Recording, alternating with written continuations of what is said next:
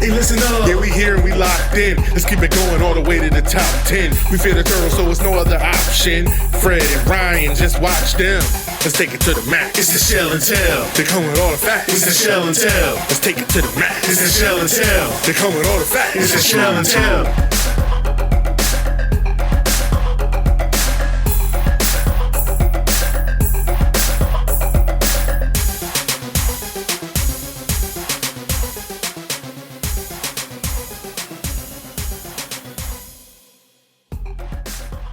What's up, Terp fans?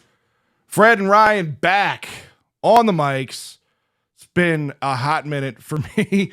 Probably going to be a little rusty, so bear with me through this thing. But I'm excited. If you're a fan of the Terps, you should be excited. Terps now, man, 3-0 on the season after a 42-14 win over the ACC rival, Virginia. And I'm just like you guys. I'm here sitting listening to Fred's sultry tones back here. Oh, get out of here. Not having to listen to myself talk for an hour. You guys are in for a real treat. A little less Terps BS burden this show. It's fun, man. It's been hectic, man. It's been, 3 games in 13 days? Unreal. Between One that less day than we give up points. Yeah. Between that and the Ravens tailgates and the Terps tailgates, man, it has been a hectic couple of weeks. But let me tell you, if you are a DMV sports fan right now, you are loving life. The Orioles are in the playoffs. The Number Ravens, one team in the AL. Right. The Ravens are undefeated. The Commanders won their Super Bowl when they got the new owner, but they're 2-0 to start the year too. The Terps are 3-0. Things are looking real damn good in the DMV. Yeah, the AFC North's falling apart around the Ravens, so we're going to just win by proxy. Right. Well, let's talk about this past Friday night, man, as the Stars were out in attendance for this Terp game. It wasn't just you, me, and the fam. Tank Davis was out there. Torrey Smith and Zay Flowers from the Ravens were out there. Bunch of big recruits from the DMV area. I saw Ryan Howerton, Malik Washington, Jalen Gilchrist, and a bunch of others. It was a lot of people in the house, and man, it was I'll say this. It was a little disappointing at first because you know how we are as Terp fans. We don't like to get there early, apparently. We don't like to get there even on time. We like to get there. We like to get there about midway through the first quarter. The students like to get there on time. Like, not even early, still even with them. But, like, yeah, the students, great. Give it up for the students. Kudos to the students. They have actually done really well through all 3 games, especially well through the Virginia game. But, yeah, even they make you nervous every time. We get there a little bit early. And there's like, we filled out 1.5 sections. And I'm like, but there's always that steady stream. Like, they are pouring in before kickoff. And the other side of the field, our home field behind the home sidelines, the giant Terrapin Club, it was looking a little sparse, and they were trickling in slowly until probably halfway through the first quarter. They probably didn't even know we give up 14 points for the hell of it. Probably 2 weeks in a row, they didn't realize that. They keep thinking they're the reason we're turning it around. We just show up on time, see if we don't give up that 14. Right, exactly. But, man, you couldn't ask for a better night. I mean, the weather was beautiful. The atmosphere was good. They finally got the sound system for the most part dialed in and everything. I know that was one of our complaints last year. The sound system sounds good. I love the new lighting. That's going to take some work in when to use it and how to use it, that kind of thing. They're kind of working through the kinks with that, but I love the new lights. Just, again, the atmosphere, the blackout jerseys, which we always get a little nervous about blackouts. They don't usually go very well for us. So well. No, we do not have a good track record with especially primetime blackouts, but we end up winning this game 42-14. Now, I will say, to me, this score 42-14, I think overall is a little misleading for what this game really was. And it started early, man. Virginia kind of threw us for a loop as Tony Muskett was the talk heading into the game as a starter at quarterback. And they end up running the freshman Anthony Collin. What was his name? Colander. Yeah, whatever. That guy. We're gonna have to play him again, unfortunately. Oh, and that's not gonna be great because he does look really good for a freshman. Yeah, for the first half, he played great.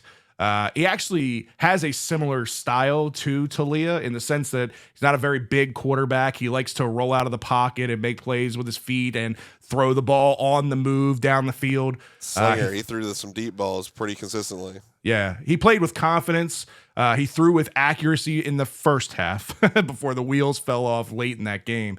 But man, I think you and I switched emotional roles 100%. week to week in this. Yeah, last week you were doom and gloom after they got behind 14-0 to Charlotte. I was broken. Yeah. This week I was doom and gloom because the way I saw this was you had to learn. You had to learn from last week. And the last thing that you wanted to do was come out and do the same thing. Especially, it was almost identical in the sense that there was this blown coverage for a big pass play, except for this one didn't end in a touchdown until a couple plays later. Yeah, it might as well end in a touchdown. But yeah, it's disappointing. You know, this is Virginia, who's I would think is a much better team than Charlotte. So when you're down 14-0 to a team like Virginia, who's an ACC rival from the past, you want to punch them in the fucking mouth. Well, here you are down 14-0. I wasn't feeling great about it. No, you were definitely not feeling great about it. For some reason, I had zero fear. I was disappointed, like you said, especially in that deep pass, because it was literally the exact same thing. Like, Yeah. okay, it was a flea flicker, which makes it slightly different, but it was, again, Shepard jumping on a route that he didn't need to jump on. He needs to learn that this is not what this defense is. This is like a bend, don't break, do your job. You don't need to be the standout, jumping every route's interception guy on every play. Do Right. your job. Your job is to cover the guy that 2 weeks in a row has made you look stupid on the first drive of the game. Agreed. It's if they can't get it through his head after watching the exact same film side to side, I literally hope Locks took a split screen and played the two plays at the same time and showed him his same number of steps, his same result of breaking in on somewhere he didn't belong, and what the result should have been, because it should have been a touchdown. It was underthrown by the freshman, or that 6 points right there, and it's literally all of us that are head in our laps going, is this a replay? Yeah, it literally felt like Groundhog Day over and over again. I think when I looked back at it, though, what had me different on this, what had me not worried as much, I believe, was the difference in the sideline. I mean, you saw what Charlotte's sideline was with Anoma and with the this guys was their Super Bowl. Yeah, with the guys that were coming back for the Terps, even.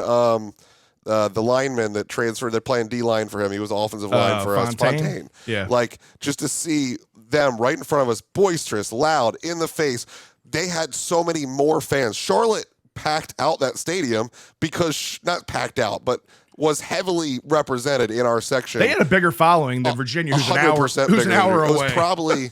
It was probably 400 to 500% the number of Virginia fans that were there, because they all went to St. Francis, so they all have family here. And so there was just surrounded by that. They're all, chirping back at the few Maryland fans in there, which is us.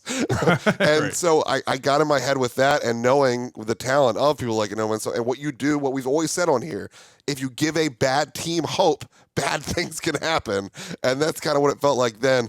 Virginia didn't really seem to believe even when they were scoring. At least they were really calm about it. Maybe they were just so businesslike, just like, I'm doing my job right now. Did you not watch the quarterback? That freshman's out there dancing behind the line, having a good time, bobbing his head. I mean, he looked like he was in a groove, man. I think he was 11 for 13, his first 13 pass attempts. I mean, this kid was firing on all cylinders, and there was nothing that could have stopped him that first half. Yes and no. I mean, again, I think more of it was the sideline that I was talking about on that one. But yes, the quarterback was very animated. In fact, to the point where even my wife was like, I can't take this guy seriously. Like, why is he in this like giant wide receiver's face? Like, he's like, he looks like a 12-year-old. Like, and I'm like, yeah, it's just what it is. He's not far off. He's 18. What are you gonna do when you're 18 years old and your teammates are 25-year-old men because they have COVID years? Like, you're trying to lead a team because you're the quarterback,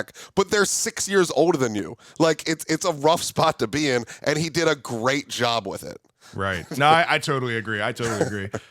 So yeah, a little bit of disappointment, obviously, especially on the defensive end. Yeah, again, you get punched in the mouth right away. You're down 14-0. But as an offense, how do you respond, right? And Early on, they had a promising first drive that kind of stalled once they got into scoring position. They ended up going for a 55-yard field goal attempt that Howell took and just missed wide right. But it was special teams that pumped life back into the squad with freshman Braden Wislowski. Here comes Wislowski. Wislowski to the edge. What kind of speed do you got, young man? There he goes. He's got enough gas in the tank. It's a touchdown for Maryland.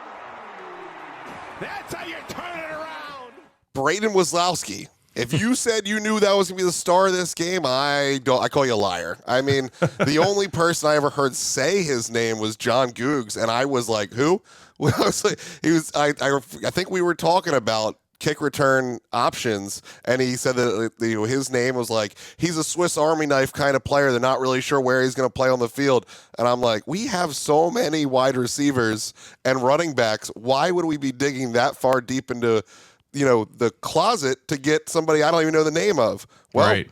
Keep on digging, Locks. I trust you. And it was the exact moment that the team needed a spark, man. Again, down 14-0, a 98-yard kick return. That's when everything kind of changed. You saw that the sideline get pumped up. They injected some energy into them. And for me, this was really good to see for multiple reasons because, like you said, I mean, kind of going into this year, I didn't really know what to think of this special teams unit as a whole, right? You lose and might as well be an All-American kicker in Chad Ryland, right? And Howes, you don't really know a whole lot about how he's going to be. And it's, at first, the first game against Towson started off a little rough, but he's gotten better and he's definitely got the leg. I mean, the kid can kick from 55 and make that no problem. It's just, the accuracy was a little off on that kick. But one of the positions that I didn't really think there was going to be a whole lot of question marks around was on the return side of things. I thought Octavian Smith was going to be that standout kid. I mean, I didn't know how much of an impact he would have at wide receiver because we're so deep at wide receiver. We have so many targets. But where I thought he would shine and be that breakout player of the year would be in the return game. And last week he had a couple muffs, made me start thinking like, I don't know, who's another option? I really don't want to see our top flight wide receivers out there and have another Dante Demas type situation. I'd rather it be somebody that is kind of their specialty role. And it's good to see a kid like Wislowski make an impact right away. Yeah, I mean, Octavian Smith even kind of meant that further this year where we were seeing him on these drag routes, the sure-handedness, the absolute, I was literally sitting there like, this kid's going to be an absolute monster. So right. then you're ready and wanting to see him for what we thought he was going to be in the kick return. But the Towson game, like you said, was just over and over again, just head scratchers. Just like, why is catching that type of ball so different for you? I know It's one of the hardest things in all of football is to field a punt, especially. A kickoff is also very difficult. But it's just kind of crazy when you see that it really is a specialty. But Wislowski, let's not rule him out from being a star receiver down the road because he had the longest kickoff return for a freshman since our boy was it Torrey Smith or Stephon Diggs? I can't remember which one it was. It was one of the absolute studs of our history. I can't remember which one. I believe it was Stephon Diggs, but longest return for a freshman since one of the absolute greats in Maryland. So he could certainly crack this place eventually. I think he's a little buried on the wide receiver chart right now. But if we can actually have a threat back there, it helps. It really helps. Well, let's talk a little bit about that wide receiver core because that was obviously a lot of changeover. A lot of guys moved on, went on to their NFL careers and are chasing their NFL careers still currently.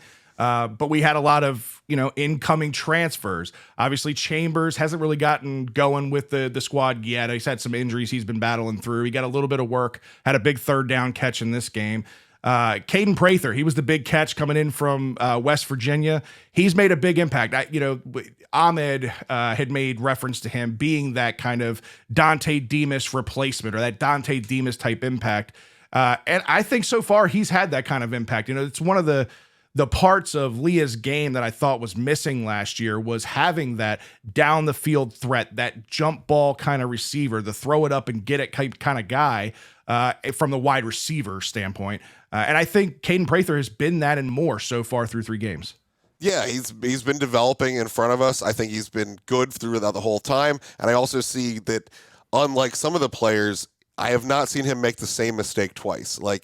We saw the interception in front of him that I was critical of, where he didn't become the defender on the ball. I saw a couple episodes of that where he really kind of decided, well, I have to run him out of this play, or I have to, play defensive back, basically, once you're not getting the ball. So there was those things. I haven't seen any more of his crocodile arms that he had on the first down play at was that Charlotte in the early goings. So it really seems that he is developing. Again, we talked about that push-off call is complete garbage. His stats should be a million times better than they even are. So I think he is one of the biggest catches. Kudos to Ahmed for seeing how big that was going to be, because I wasn't so sure. It just every year we think we have the best transfers in the world, and so you just kind of start getting apprehensive on it. Like, well, last year we thought we had studs across the board and it went okay. So Are we just going to be okay again? But I think he is currently playing better than basically anybody we had last year. And it's weird. Like, that's a weird statement, because we thought we were absolutely loaded at the beginning of last year. No, I agree. And again, he brings that down the field threat that we just didn't seem to have last year. It wasn't that I don't think that any of the guys could have done it. Dante was not Dante. He was not himself, right? And I think Rack was more that underneath, the cross, the post kind of guy. He wasn't really the deep threat. But it's nice having a guy like that. It's nice also having a constant, a safety blanket in Jayshon Jones, who's still heavily involved in this offense, and you're seeing him kind of take on that leadership role as obviously the fifth year senior at this point. He still has a little Jayshon with the absolute diva edge. This man, it's so funny. Whenever we think it's behind him, it pops back out. I know. Luckily, there have been no yellow hankies on his side this year, but every once he's one of those guys that just makes you smile and shake your head. Like, you look around, no flag, and then you're like, it was entertaining. Right. But as soon as that flag comes out, like, you're going to be villain number one again. Right. Exactly. And then when you look beyond Jayshon, obviously Leah has been very comfortable throwing the ball to Corey Dyches. He's been the main target at tight end. And I know going into this year, we were a little worried about the tight end group. Obviously losing a big piece, in CJ Dupree, losing some depth in a Weston Wolf. You had some question marks at tight end. I know we had a bunch of guys. LaRon Husbands was a name that was thrown out. We got Preston Howard, who was a quarterback who was put in. Rico Walker's the big tight end, or the freshman get that they got when we didn't quite land the harbor that we thought we were going to get. There were some question marks going into that tight end group, but I tell you, Corey Dyches has stepped up and played really big for the Terps through 3 games. Yeah, I mean, I just saw a stat today. He's like leading all of FBS, or leading the Power 5 in tight end yardage. Just kind of unbelievable to have that kind of season. I remember actually when we did the hot takes, you were talking before the season, that you said that he was going to be the wide receiver leader in tight ends, or the wide receiver leader for our team. I don't even remember. I'm not sure. I think, but it was definitely looks possible. We'll have to go back and check the tape on that one. Right. But yeah, I mean, he has been as advertised. The blocking is not all that. It's not what he is. There's 2 different types of tight ends now. The game is developed. He will put a block on some people, but he's not the big body that we were used to. Do I think we would be even better if we did not lose a CJ Dupree? Sure, but we have absolutely the guys to replace him. And the future is still bright in that tight end room. It's kind of like when we had Chig on for the interview, and we were kind of shocked at how positively he glowed about what he was leaving behind in the tight end room, and we were like, really? Is it really stacked like that? And then the next year we had Dupree and Dyches. Right. So it's like, yeah, Dupree leaves. Well, you have Dyches and Husbands.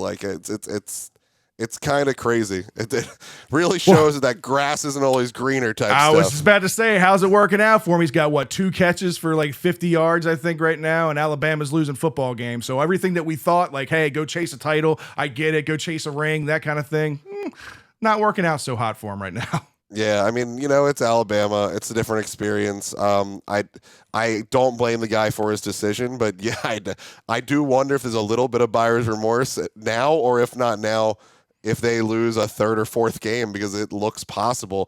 God, I don't know how I would have said that any other year, that Alabama could lose 3 or 4 games, but I don't know if the shine's gone. I don't know if the NIL money makes it more even. I don't know if Saban's outward conversation about the NIL money not being his favorite thing has rubbed some people the wrong way, or if it's just random chance. I don't know. I personally think it comes down to the single most important position in all of sports. It's the quarterback position. They don't have that stud that's ready to play right now at quarterback. They got a couple of guys. They got good quarterback play, but they don't have that elite level top 5 team quarterback play. And I think that's what's hurting them. I think they've got studs all around on that roster, 5 stars everywhere you can possibly look. But at quarterback, that's the big question. But Alabama with me at quarterback should beat USF better than 17-3. I agree with that. You should be, I mean, look at the running back rooms they've had over the years. Like, they should just be able to never throw the ball and win 35-0. You would think, but that just goes to show sense. how important the quarterback position is, at least in my opinion. Yeah. But let's switch to the other side of the ball. Let's talk defense, man, because going into this Virginia game, I was a little worried about the secondary because obviously Bo Braid was out for this game. Glendon Miller, though, I got to give him a shout out and credit, man. Came in and played a great game, made a huge hit. I mean, he didn't play a perfect game, but to come in and have to play on short notice, I think he played very well. Yeah, I mean, Bo Braid's great, but Glendon, having him missing is more of a hit to our depth because Glendon Miller plays a ton every game, no matter what. In that situation, they're definitely a rotational type piece in that secondary, and he did. He plays huge. I mean, the guy is long, the guy is fast, and he's all over the field. Bo Braid, I think, hits just a minute harder, but there were some big slams in that one too that he caught some people not looking. But it's just, I don't know what it is. Bo Braid feels like that, like just hammer. Like that's what he's there for.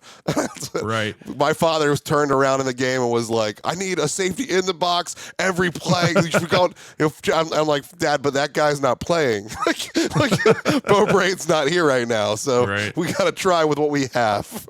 Right. Well, he did a great job. They had Gavin Gibson out there who also played really well in this game. It's just, it's that bend but don't break mentality. They got down by 14 early and they could have panicked and it could have gotten worse and it could have spiraled, but that was it. They gave up those 14 points and they really put the clamps down. It took the offense a little while to get going, but because we headed into the fourth quarter, 21-14, it was still a football game going into that fourth quarter. But when you talk about the secondary and how much they stepped up in this game, they made 3 interceptions on 3 consecutive pass plays. That's crazy. That's crazy. It is absolutely crazy. I believe that has got to be the first time since the Boston College game where I rushed the field.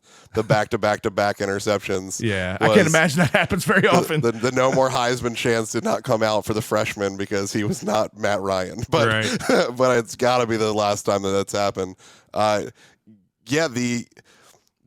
change, the 2 changes were in the game. The beginning of the game, both on offense and defense, of everybody just kind of looking lost, like turning to the sidelines after within seconds of the ball snapping every time, late adjustments, tons of communication, and sometimes not getting the communication right. Like I remember wide receivers literally being like, "I don't know where I'm supposed to be," throwing their hands out in the air. There was a lot of that. And they're snapping the ball. And so I'm just like, what is happening? You were the same way. Yeah. And on defense, it was the same thing. And then the defense, like you said, put the clamps down, slowed everything down, no scores until that middle of the fourth quarter, early fourth quarter. And then all of a sudden it was, we dominate this squad. Like, we are owning this game. It was all about the defense. It's very interesting to see the development. Yes, do I think that the freshman just got forced, realized he's run out of time, had to try to make a big play? There's definitely a part of that.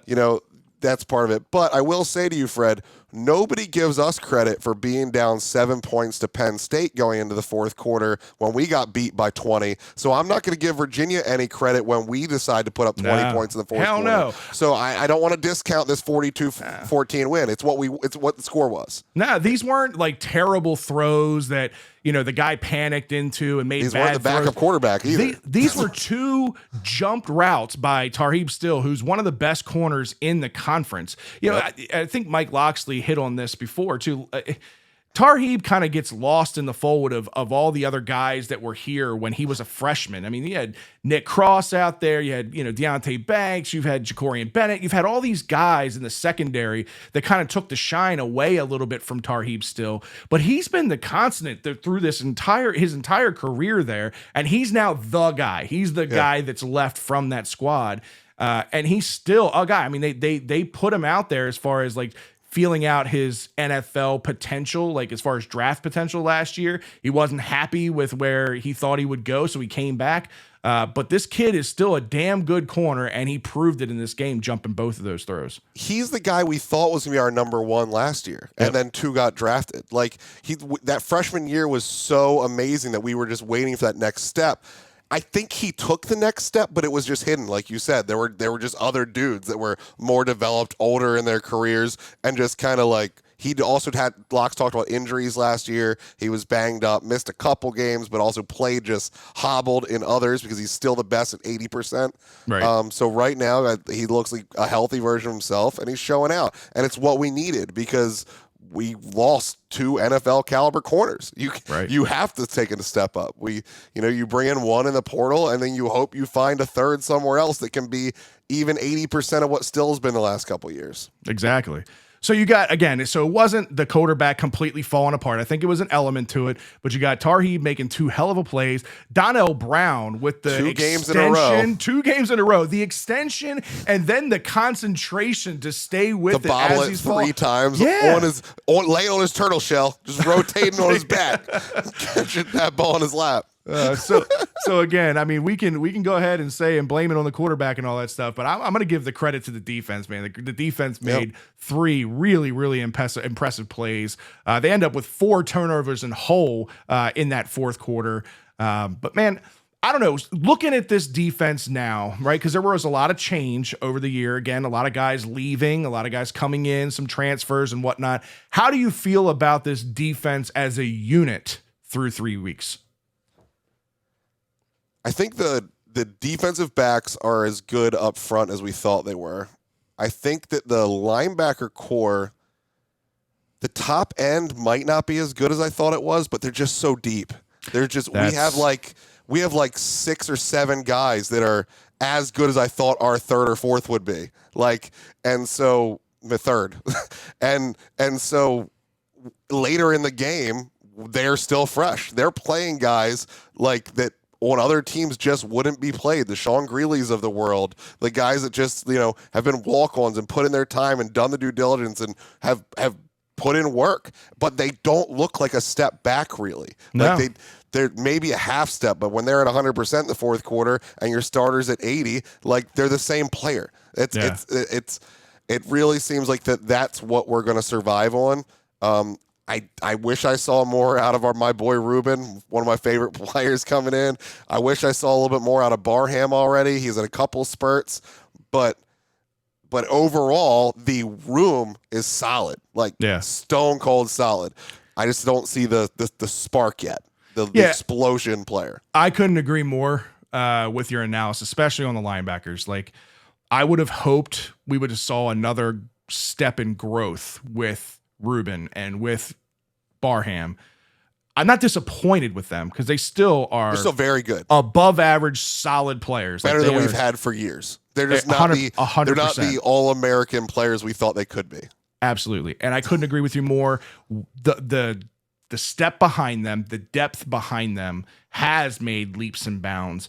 Which, if we do have to sustain an injury, because it's inevitable, it happens every year, I feel a lot more confident about our depth now, 3 weeks into the year, than I did heading into the season, which is good. The question I have with the defense so far, again, we're playing smaller offensive lines.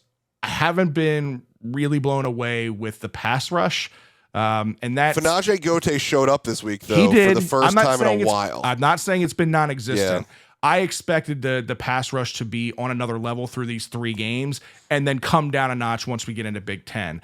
So they've kind of underperformed in my eyes so far. And then heading into Big Ten, that worries me a little bit because you just don't want to give these guys too much time. I mean, you want to get back there and disrupt their rhythm as much as you possibly can. Yeah, you saw no turnovers forced versus Towson, and I was really worried about it. And then the last 2 weeks, they've really turned that key. So hopefully we still have another step to go on the pass rush in the same way, because we have seen shots, and we've seen shots from different people. Isaac Bunyan has been a guy out of nowhere that we weren't really sure was going to be as productive as he is. Like I said, Barham's had some plays. Finaje Gote resurrected from the dead to come, get some pass rush. He's been here as long as Deshaun Jones. Nobody just we don't look at it the same way, but they've been here together forever. Right. So he's over there putting in work. Grown man.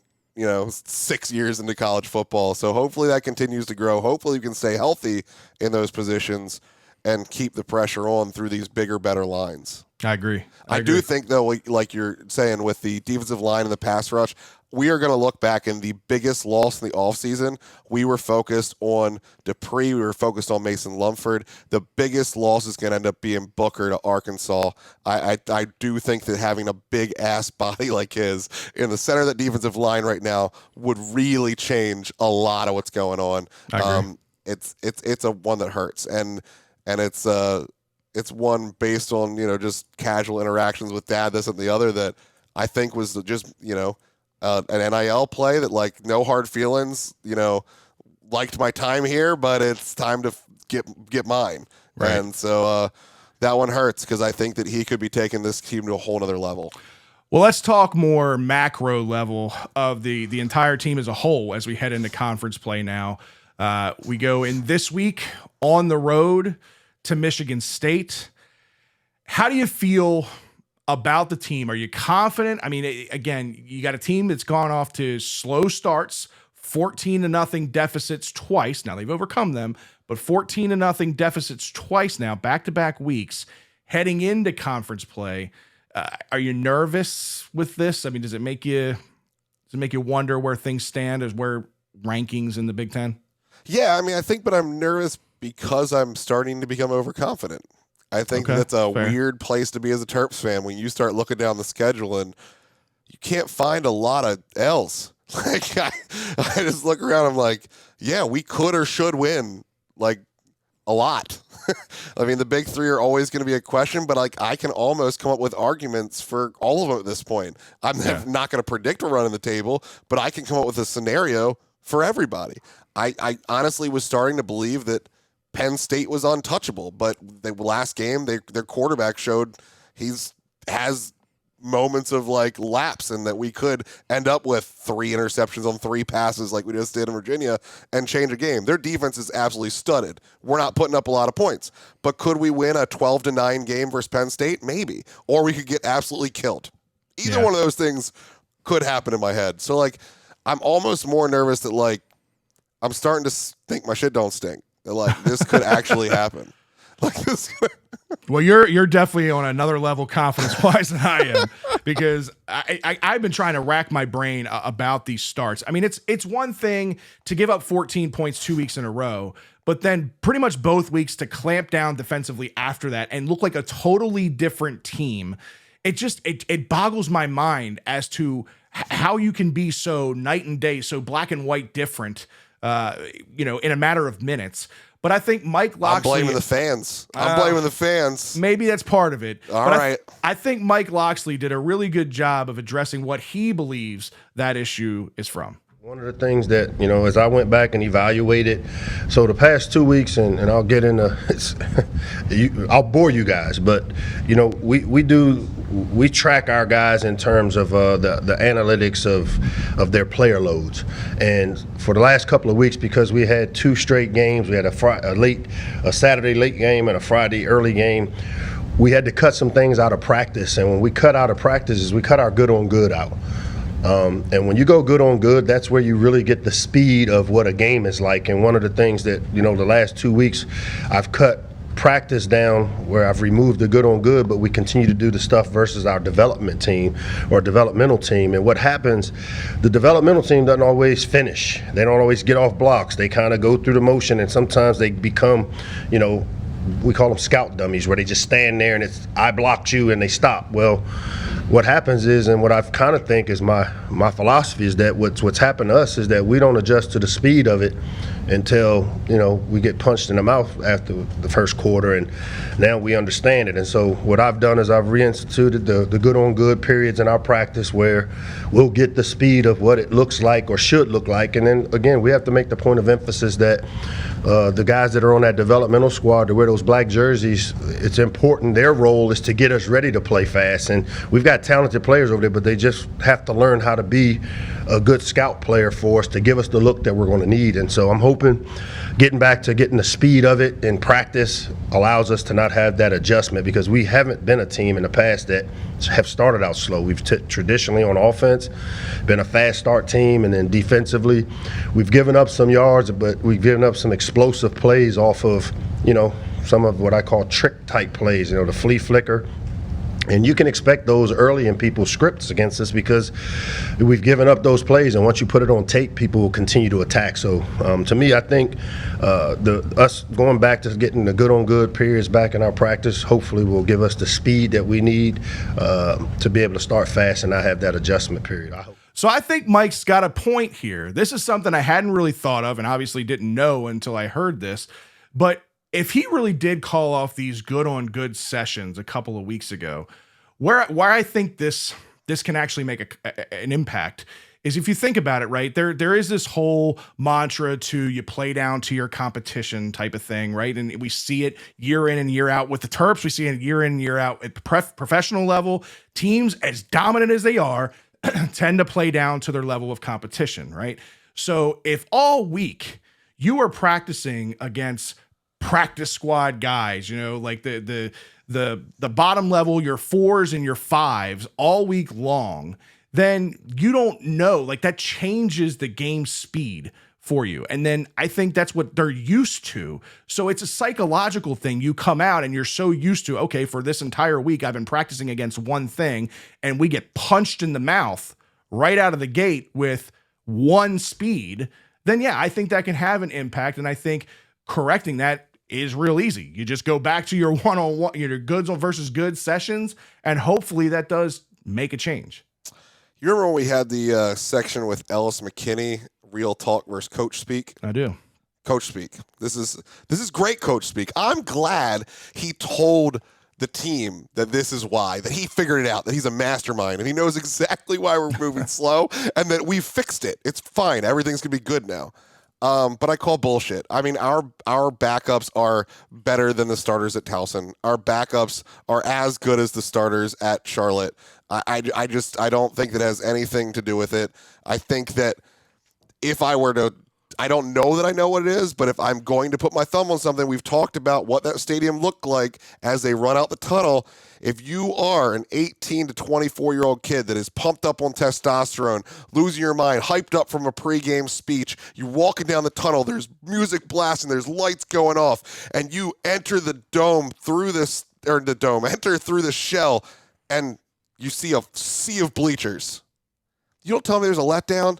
You don't tell me there's a adrenaline dive. You don't tell me that takes something. You watch it. They go running out of the shell, and if there aren't enough students there, they don't make it to the end. They just tail off and go to the sidelines. That hasn't been the case this year. There have been students there.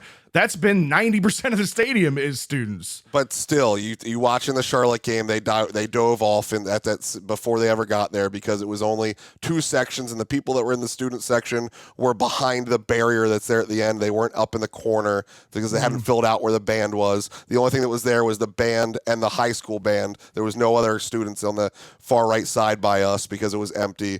Towson, the students were pretty good, and they stayed, long enough, but like they're coming in at till kickoff. Well, the coming into the tunnel is 15 minutes before kickoff.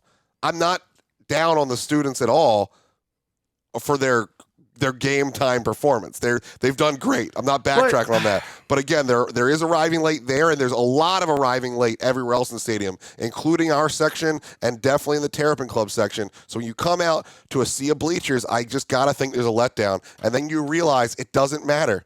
The fans don't matter. We need to win this game. It's for us and our Terp fam, and they fucking click in. And that's just an opinion, but I think it makes more sense than it's good versus goods because yes, sure, is it a little bit, better practice, but you know what an NFL practice is. It's nothing. Like, there's nothing happening in NFL practice. It looks like warm-ups for any rec league. You're talking NFL versus college. There's totally different levels. I mean, you're talking about ones at a college level going against mostly walk-ons and guys that really are just filling out your roster. If you're on an NFL roster, you're the cream of the crop. You're one of the best. Yes, there's a difference between your practice squad and your second and third string and all that. I get that, but it's not the levels of difference. I think at the collegiate level is totally different than at the pro level. As far as your comment with the coming out to the students and it being a letdown, there probably is some to that, but I would see that more as if they were used to it and then didn't have it. They've never had it. So it's not like it's a letdown like, oh, last week we had this great crowd and then all of a sudden, they've just never had it. So I get there was might a be this big build. step back from Towson to Charlotte. Again, weather-wise, it's understandable. But there was a huge step back, and the players probably didn't even know there was lightning and raining the whole time because they're in beautiful Jones Hill House the whole time we're getting shit canned in the parking lot. Right. I don't know. I mean, again, I think there's truth to both sides of it. I don't think it's just one simple answer, but nonetheless, it still has me nervous heading into Big Ten play. Now this week, obviously, they're going into Michigan State, who right now they're dealing with a lot of shit with Mel Tucker being fired for phone sex, sexting, whatever the fuck he was doing over there. Who the hell knows? Now they're a week removed from that. That last year kind of, the news broke and all that stuff, and they look like total shit last week. They're a week removed from that. And we've seen this story before with teams like this that have gone through controversy, right? They use the adversity to kind of rally together and play with a purpose type thing. This is not going to be an easy game. It's real easy for you to say, oh, well, that whole organization is an array right now. It's a mess, blah, blah, blah, blah. I don't believe that. I'm not going to go into that this whole school's been a shit show that. for a decade. I mean, the athletic director that still has his job is just mind-blowing at this point. Yeah. How many times are we going to settle these sexual issues across every department? Nothing to do up there in East Lansing, I guess. From the details that I heard, I personally don't think the guy did anything wrong. I think they were looking to get out of a contract, and that's what happened. That's my opinion on it. But whatever. It is what it is. Yeah, I know. But, I mean, Ohio State with Irving Meyer has been in much worse situations than this. It's like, it is what it is. But things get buried when they want to get buried. I do think there is something to the fact that no matter how wrong he was, if he was winning 10 games a year, it would have disappeared somehow. I will go that far. No matter what a coach was doing, if they're winning 10 games a year, it just magically goes away. Yeah. Well, like I said, they're dealing with a lot, but I think this is going to be one of those rally the troops kind of situations. And to be honest with you, they still are a formidable team. I mean, when you look at what they have, especially defensively, I mean, they get after it. They create some of the most pressure in the Big Ten right now. They have the most sacks in the Big Ten right now. They're very, very solid on third down defense. So this is going to be our first real test for the offense, I think, defensively, because this is going to be, again, a team that's going to create pressure, that's going to get after Leah. And yes, Leah's had a little bit of pressure he had to deal with. Last week, we saw the first in 3 games. This is where I think Leah has grown. The first in 3 games where he had one of those terrible, let's scramble back 40 yards. He cut it back up. I think it was a total loss of like 16 Took a weird yards sack, or something. Yeah, that was the first time we've seen that. And we used to see that at least once or twice a game from Leah. That was just kind of who he was, and it was one of the most frustrating things about his game. It's where I think he's actually developed. But a team like Michigan State who can get after it, that's what worries me, is him kind of reverting back into old habits. Yeah, it could very well be. It is a Big Ten environment. We haven't had that yet. They obviously had a huge game against Washington last week where they got absolutely boat raced. But, number 8 team in the country is going to do that to a lot of people. Best thing we can say is that that quarterback left Indiana, and we will not have to play him next week. So that's a big win for the Terps, is that he is sitting over there in Washington. Right, that's true. But offensively, they're also really a a problem child. Like, we've looked at their wide receivers are huge. Everybody's over 6 foot across the board. They're not quite as deep as us. It looks like they have more of like a 3-4 man rotation than our 5 to 7 that we roll out there. But they are big and seem to be pretty dependable at that first 3.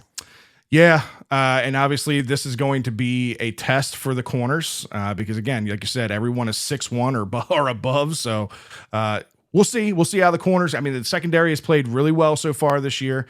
And then they obviously have a true bell cow at running back in Nathan Carter. He's averaging 5 yards a carry. Really nobody behind him that, we've got this whole 3-headed monster kind of thing going with Littleton and Hemby and McDonald, which has been a surprise. I'll be honest with you. McDonald has gotten more play than I thought he would get so far, especially through the first 3 weeks, but I've been very pleasantly surprised. I think he's number 2. I think Littleton is falling down that depth chart. Yeah, he hasn't been as impressive in short yardage situations as I'd hoped he would be. I mean, he's that 235-pound back. I know he's lost weight, but he's 235. He's our biggest back by far. You would think that he'd be able to get you that extra yard or two, especially in those goal line situations or those 4th and 1s. And early on in the year, they weren't using him, which tells me that the team doesn't trust him in those situations. They were using these sneaks with Billy and doing weird things without Antoine. Last week, they finally put him in some of those short yardage situations. He did get the 1 touchdown, so he did get through, but he was stopped on a couple plays as well. Yeah, we also saw some creative stuff in short yardage we didn't mention. There was a linebacker playing fullback. Really? Yeah, there were different things, which is good because we that was losing Dupree, losing Weston Wolf, losing the guy that went to Charlotte, the fullback Burns. Oh, Burns. Like these guys were dominant in those short yardage packages. Like, I never worried about a 4th and 1. We had so many options to just move people, and so we did need to get creative on that. And I'm glad that they've looked at all options. Obviously, if you're bringing in a linebacker to play fullback, you've realized that you needed something. Right. Yeah. Well, let's put some predictions out there. Let's see. I want to talk, one, obviously how you feel about this game. How do you see it shaking out? And then 2, I mean, we're at the quarter point of the year. I want to take a look at where we see this team as of right now potentially shaking out for our chase at a bowl game. Okay. I look at their schedule. They played 2 nobodies and then Washington. They're 41-7 against Washington. That's the only place I can really judge off us. I know we're not the number 8 team in the country, but we're certainly closer to them than the Spiders and whoever the hell this C thing is. I don't even know who they're playing. like these aren't real teams. Like, even less than what the Charlotte was. Right. So I think that they'll score.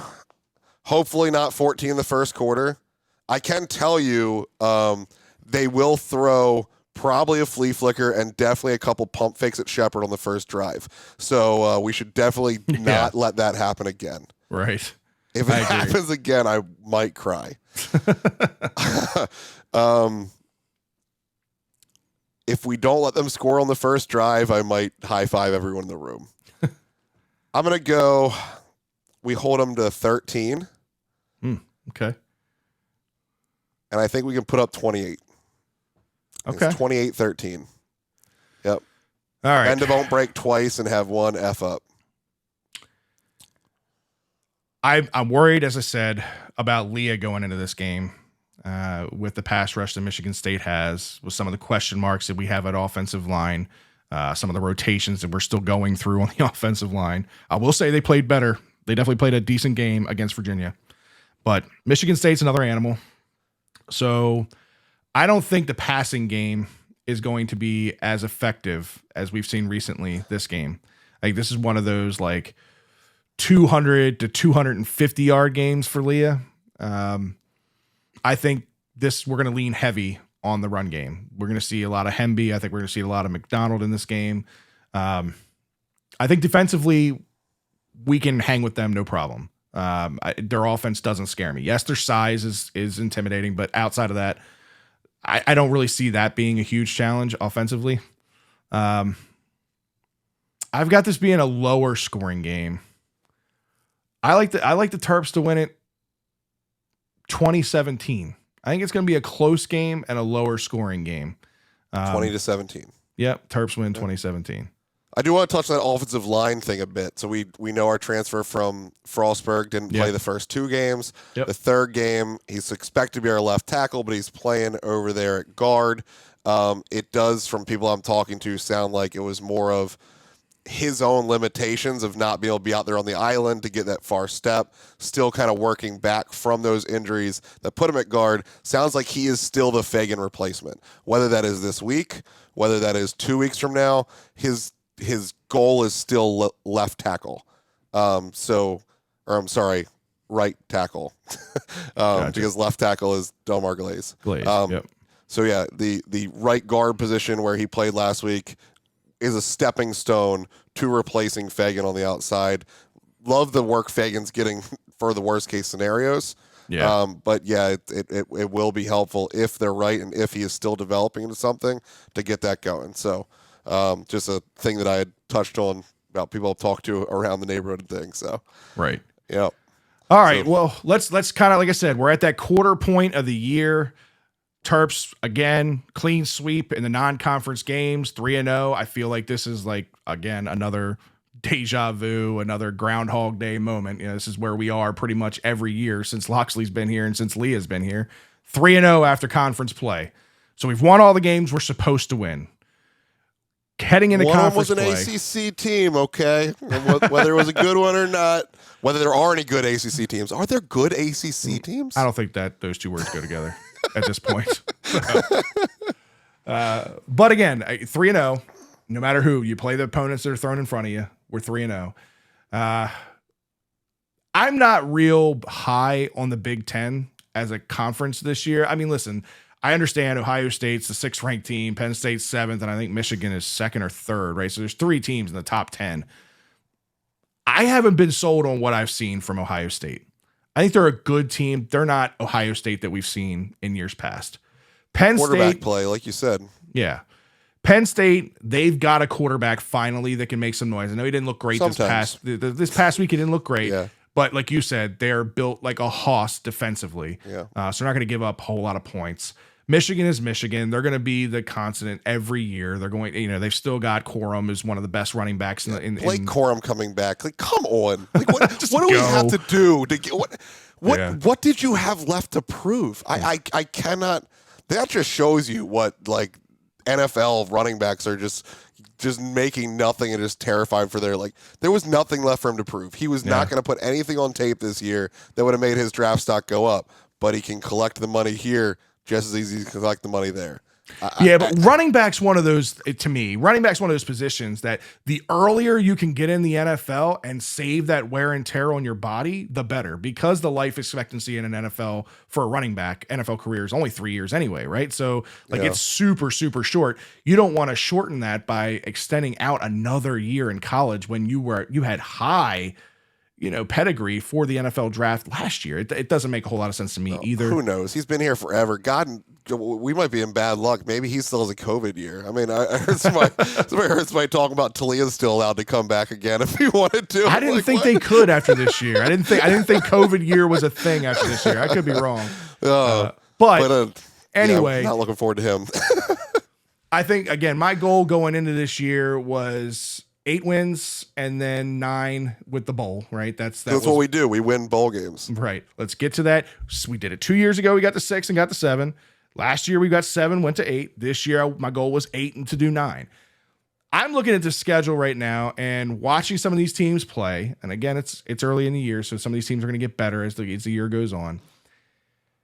I don't really see any reason that we can't handle all of our business against the teams unranked in the conference. So you've got Michigan State this week. You've got Indiana next week, Illinois, Northwestern, Nebraska, and Rutgers. That is all the teams that you're playing that are currently unranked. There's not a single one of them that makes me scared. Not that we can't beat them. You know what I mean? So yeah, I think that I'd be at 75% on a win on all of them and higher on most. I think Nebraska is probably the one that scares me the most in Lincoln. But right. Yeah, and it's at this point, if they are what we think they are, they're all winnable and should be wins. So if you win those games, you win all the unranked games, you're at 9 wins. Yeah. You're 1 win against one of the Blue Bloods that we said this year we wanted to see them, like they kept with the Blue Bloods last year. Yep. We wanted to see them take down a Blue Blood this year. If they win the games they're supposed to win and they just win 1, we're talking about a 10-win team before the bowl. That's a New Year's Six bowl when you're in the Big East and winning 10 games. Unreal. I mean, I'm not saying any given Friday, any given Saturday. I think the more realistic scenario here is we do slip up on one of those, but then grab one of the top 3 and end up with a 9-win season that's better than if we just took care of business and lost to the top 3. Right. I don't know why, but it just feels like that's just how college football works. You never just take care of business across the board. The good news is the Monsters. The good news is against the Monsters this year, 2 of those 3 are at home. You've got one against Penn State at home and one against Michigan at home. Neither one of those. I think our best chance is at the Horseshoe. I don't know why. Blake Corum scares the piss out of me. Penn State, we can only win in Happy Valley. The Horseshoe without a quarterback. Their best player is a wide receiver. So what does that do for you without a quarterback? And the fact that they won't actually believe we're good yet because we won't have played anyone. I just think that's our if you can jump on somebody. You want to talk about freaking somebody out, getting a 14, 17 point lead in the first quarter and changing what that horseshoe sounds and looks like? Yeah. That's the one I'm drooling over. I mean, it's first, so I just have to anyway. But I mean, you're right. I hope it's the one. You're right. I mean, Leah beat Penn State in Happy Valley. Yep. He kept with Michigan until the final minute. And until, obviously with 3 bullshit interceptions and a real fumble off the kick, the very opening kick, Talia beat Michigan. We let them off the hook. We played way better and lost. Way better. I agree. I don't know. I again, to me, still, even with the way that we're feeling right now, as confident as we are, 8 wins, I'm still happy. Am I a little disappointed that we lost to somebody we shouldn't have lost to, because that's what that means? Yeah. But we'll have to see who that is. But again, looking at all this unranked schedule, nothing scares me. There's not a single team that I don't think that we can beat.